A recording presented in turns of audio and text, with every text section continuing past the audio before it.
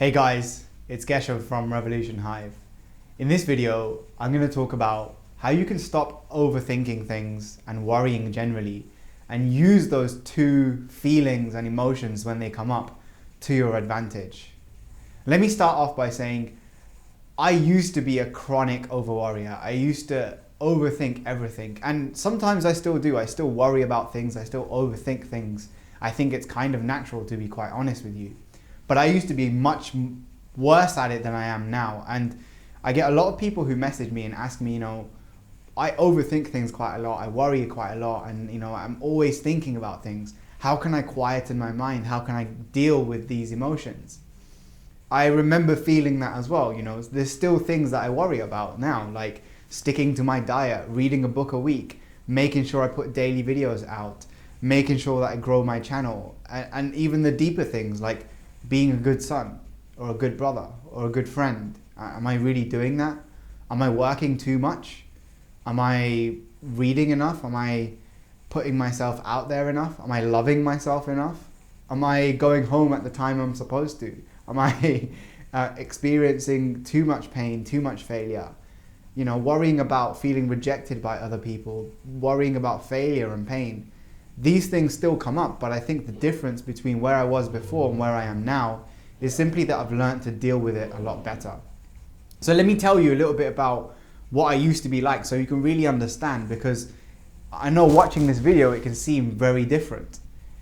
When I was younger, I was in primary school, we always used to be late to school. Now I have 3 brothers, so all 4 of us have got to get ready in the morning. Like, we had a clockwork system of who's going in the shower at what time, and if that order was disrupted, there's going to be literally holes in the bathroom door because someone hasn't gotten into the shower at the right time. So we used to end up getting late to school every single day, and I used to panic.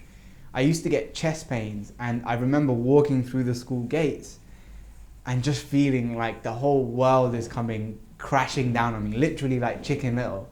And I'd walk into the classroom and everyone's looking at me. I'd be crying my eyes out, and my teacher would send me to the quiet corner for 30 minutes because I used to worry so much. I used to overthink so much that I'd work myself into a state.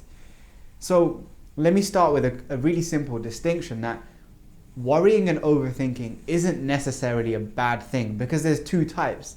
There's the good kind and the bad kind. And you have to decipher, is this a good type of stress or overthinking or worrying, or is it the bad kind? Now, me thinking about and worrying about, am I giving enough value to my client who's paying me a lot of money for my coaching? Am I making sure I'm putting enough preparation into each YouTube video? Those are good things that I want to overthink, that I want to worry about. They're going to help me to be better at what I do. And then you've got the other side, which is worrying too much, worrying about things that you can't control, worrying about what the weather's going to be like, or worrying about social rejection or failure. Those are things that you can't really control. So look at whatever it is that you're worrying about or overthinking and analyze for yourself. Is this a good thing or is it a bad thing? Because all your brain is really trying to do when we overthink things is to anticipate patterns. That's what your brain is. It's a computer trying to decipher, okay, if I touch fire, it's hot. So if I do that again, it's going to be the same output. I'm going to get the same signals in response. So when I'm in a social situation and I share my story, what's the response going to be? When I share an idea in a meeting at work, what's the response going to be? Your brain's looking for a pattern, and you have to decipher, is it a good thing or a bad thing? Because you can use that to your advantage. There's a very big difference between putting pressure on yourself, like I am with making daily videos, reading a book a week, sticking to my diet. That's a good kind of pressure because it's going to create a diamond. It's going to help me to improve. And then there's worry, where it's going too far. There's a balance to all things in life.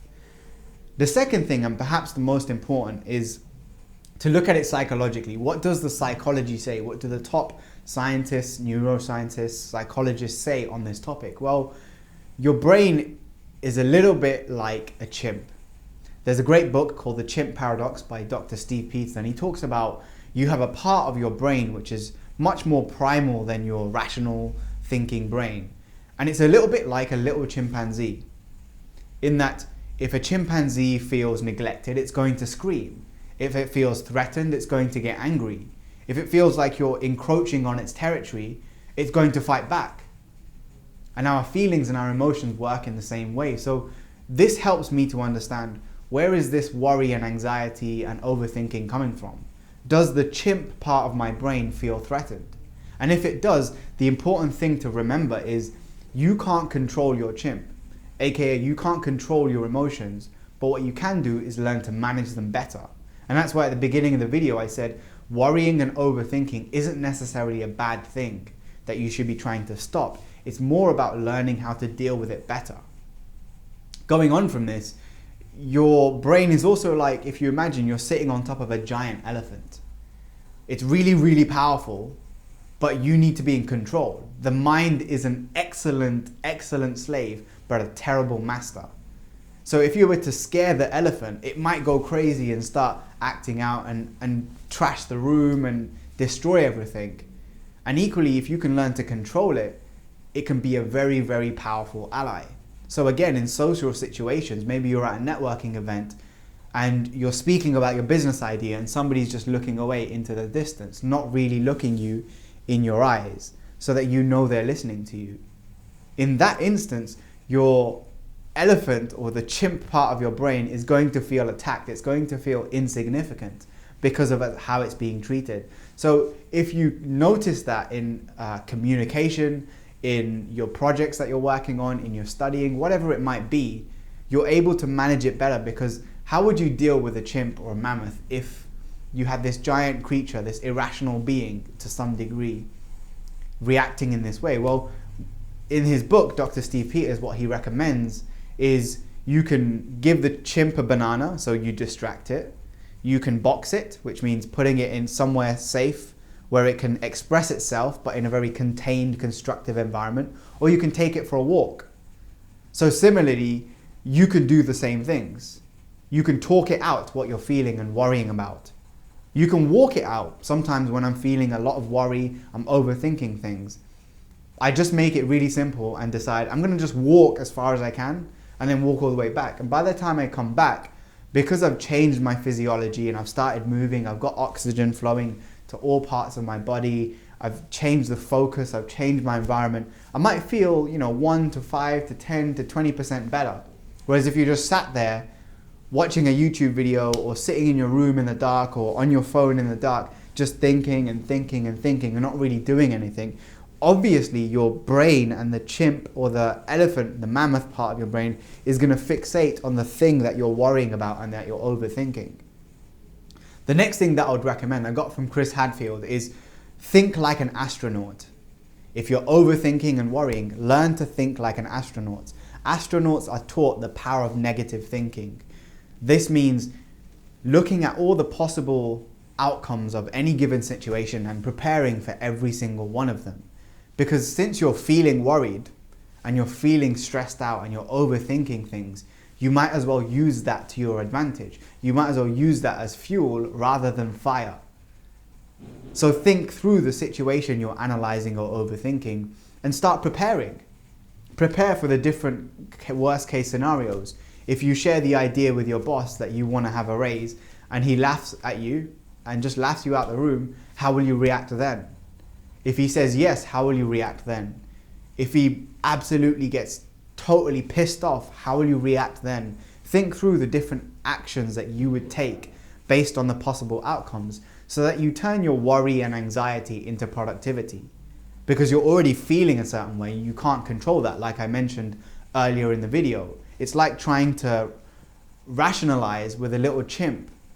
You can't talk it out of how it's feeling, but you can manage its behavior, and it's the same thing. So seeing as you're overthinking already and you're worrying, you might as well use that energy and that as motivation to prepare for what else you could do. And a really simple activity, doing something positive, instead of trying to just think positively, take positive action. And talking about it with a friend, even if you don't know and you're not clear, talking it out helps. Walking it out helps. Writing it out helps. But equally, you could also learn to play an instrument. I decided to recently start learning the ukulele.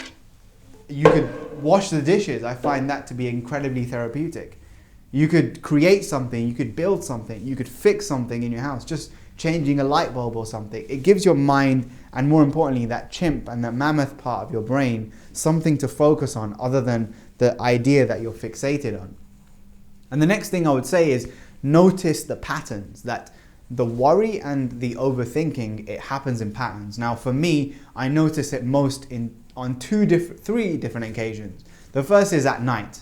If I'm awake late at night and I'm in bed and I'm on Facebook or I'm on WhatsApp, I know that's an environment or a situation where I'm likely to overthink something, because there's nothing else to really focus on. It's dark, so there's less input signals, and I'm focused on one thing. So I know to anticipate that. The second thing is when I'm on a caloric deficit. So right now I'm on a cut. I'm trying to get leaner, so I know I need to eat like 100 to 200 less calories every single day. So I'm gonna be hungry. And if I'm hungry, my chimp or my mammoth is hungry. What happens to a hungry chimp or a mammoth? They get irritable. So those are symptoms, literally. There's studies that show this, that my personal trainer has talked to me about that. As you're moving lower in body fat, you're going to experience irritability, you're going to experience mood swings. So I know what I'm experiencing right now, like overthinking and worrying, it's not really me, it's something that's a byproduct of the inputs, like a lack of calories as I'm losing fat. This is one of the symptoms of that. So that's okay, and it helps me to have a more objective perspective so I don't get caught up in the feelings. And the final one is when I'm overwhelmed. If there's loads of things going on and there's lots of things that I need to think about and I haven't planned and prepared well enough, that's another situation where I know, just because of history and information and patterns, that I'm gonna react with some kind of irritability. I'm more likely to snap in the morning if I'm in a rush and I got loads of things to do and I'm thinking about loads of things, and someone asks me, my little brother might come up to me and say, can you do this for me? I'm more likely to snap. So I know I need to be aware of that, and I can prevent that situation altogether just by being more prepared and feeling on top of things. And moving on from this point is uncertainty. Why do we overthink things? Why do we worry about things? Well, because life is uncertain and you're trying to anticipate what might happen in the future. And one of the most powerful things that one of my coaches, a lady that I worked with recently, told me is, life is just uncertain, Kesha. Like, you're just gonna have to get used to that. Nothing is ever fixed. Something that I used to worry about when I was in a relationship, for example, or when I was volunteering in Kenya is, how long is this really going to last? The work that I'm doing now, the efforts that I'm putting in now, is it really going to pay off in the future? But life is uncertain. I could walk out of my office today and get hit by a bus. I could be driving tomorrow and be hit by a car accident. I could drop my camera and not be able to put this up. I could be playing football and break my ankle like I did 2 months ago. Life is uncertain, and it's not about trying to control the uncertainties. It's about trying to minimize them and learning to manage them better, because things are going to come your way. Life is not going to be some smooth sail to where you want to go. In stormy waters, skillful sailors are made, and it's the same thing when you're overthinking. The last two things I would say is learn to be present. If you're finding yourself right now overthinking and you're worrying too much, just take it back to basics. And I find meditation really helps with this. What can you hear? What can you hear to your right? And focus all your attention on just everything you can hear out of this ear, because that's going to make you more present. And then start to build up a picture. Notice, what can you smell? What can you feel? Where can you feel it in your body? Because those things are grounded in the present moment. And by focusing and concentrating on them, your mind is going to come back to the present. When we start worrying and overthinking, it's a projection based on our current present reality of our future. But we don't have enough information to know what the future is going to be like. If the top most smartest people in the world can't even anticipate what the jobs are going to look like in 10 years' time, how can you expect to worry and think through and understand and map out exactly what's going to happen for you 2 weeks, 3 weeks, 4 weeks. You can design for it totally so that you're prepared. That's the different thing. But you can't be completely sure. And I think accepting that level of uncertainty is a very good thing, that life is unfair, life is uncertain, and life can be random. But you can choose how you respond, and you can choose what meaning you create from it so that you are more empowered and that you're more positive and happy.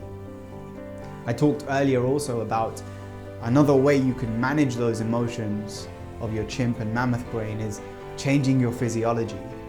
So again, if I know that at night when I'm still and I'm just reading, that's when I'm likely to overthink, I can get up and move around. I can get up and just start breathing really deep. I guarantee you, if you do that 100 times, I've got a video about this, I'll put it in the description, called the dragon breath technique. Just breathe in really deep and out. 100 times. 100 times. I'm telling you, you will feel different. Check out the Wim Hof method. It's all proven. It's nothing new. A second thing that you can do related to this is change your environment. Who are you hanging around with? And what influences are they having on you? What are the input signals as well? What are you reading on Facebook, on Instagram, on your WhatsApp? What are the input signals? If you're in a communication with different individuals where you know that's causing you to overthink and you know that that's causing you to worry, well, cut those out for a little while and focus on grabbing your ukulele or something, or going for a walk, or going to the gym. These are practical things that you can do right now to lessen it. But to wrap up, the final thing that I would say on this topic is something that most people don't get, and that's, it's not about learning to stop worrying or overthinking. You're going to think about things, and the difference between me when I was back at school, like I talked about at the beginning of the video, and now is the names and faces of my worries and things that I'm overthinking change, but the game remains the same. Whereas before I was feeling anxious and nervous about walking into a classroom and everyone looking at me because I'm late and feeling judged. Now I'm worrying about, how can I improve my videos? How can I make an impact on that kid who's watching my video right now and isn't feeling great and is feeling depressed and smoking weed all the time? I'm worrying about different things, and there's also things that I'm worrying about, like, how can I not feel rejected by the person I admire or look up to or like? How can I deal with previous scars or pains from different experiences and relationships? How can I manage the fear of failure better? Those things are always going to be there, but what you can learn to do, and what I really highly recommend you learn to do, is how to manage that, how to manage your chimp and your mammoth, because that's what it is. It's a part of your brain working as a safety mechanism to keep you safe, so that you don't go through the same things again and again, and that you learn from it. And once you notice a pattern, you can anticipate what's going to happen and how you're going to respond. It's just your brain working for you. So you use that to your advantage. Be productive, talk it out, write, focus on something. Know the patterns of when it comes and goes. Know that life is uncertain. Focus on being present and meditating and breathing. Change your physiology, move around, breathe deep, change your environment, change the inputs, but most of all, understand that you can't control it completely, but you can learn to manage it. So if you enjoyed this video, make sure you hit that subscribe button and let me know in the comments below, what are some of your worries and fears, and what are you overthinking right now, and how do you think you could learn to manage it better? Because it's all good watching a 20-minute video, but let's take action now. Let's actually do something and apply this stuff. So I hope you enjoyed this video. Look forward to talking to you in the comments below, and I'll talk to you in tomorrow's daily video. Peace.